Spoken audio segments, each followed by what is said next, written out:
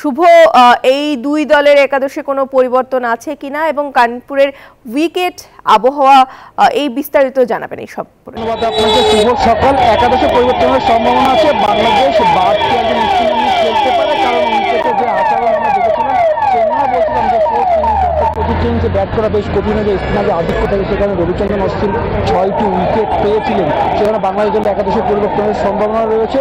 ওপেনিংয়েও পরিবর্তন না হলে তাইজুল অথবা 9 থেকে যে কাউকে দীর্ঘক্ষণ ব্যাটিং করতে তারও অভিষেক হতে পারে।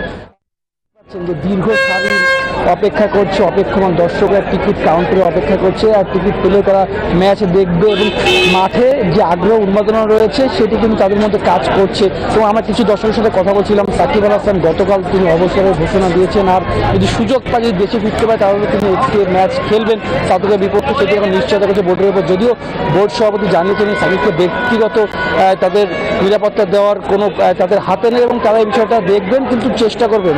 সম্পূর্ণটা নির্ভর করছে যারা প্রশাসন রয়েছে, সরকারের উপর যারা রয়েছে তাদের উপরই আর কি। সবকিছু মিলে যাই হোক, বাংলাদেশ ক্রিকেটের সাকিবকে পোস্টার পায় এবং সাকিবকে ঘিরেও ভারতের মধ্যে একটি আগ্রহ কাজ করছে এবং সেই আগ্রহটা আরও বেড়েছে যখন তিনি সাকিব অবসরের ঘোষণা গতকাল হঠাৎ দিয়েছেন।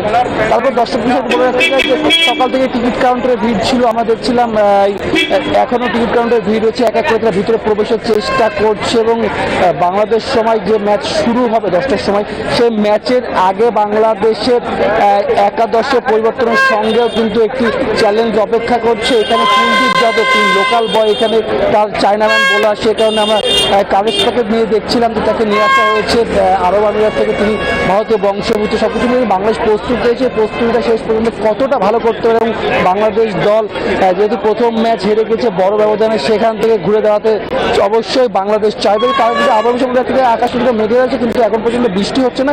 গতকাল রাতে প্রচন্ড পরিমাণে বৃষ্টি হচ্ছে। প্রিয়াঙ্কা, এই ছিল কানপুর থেকে আমার কাছে এখন পর্যন্ত সর্বশেষ।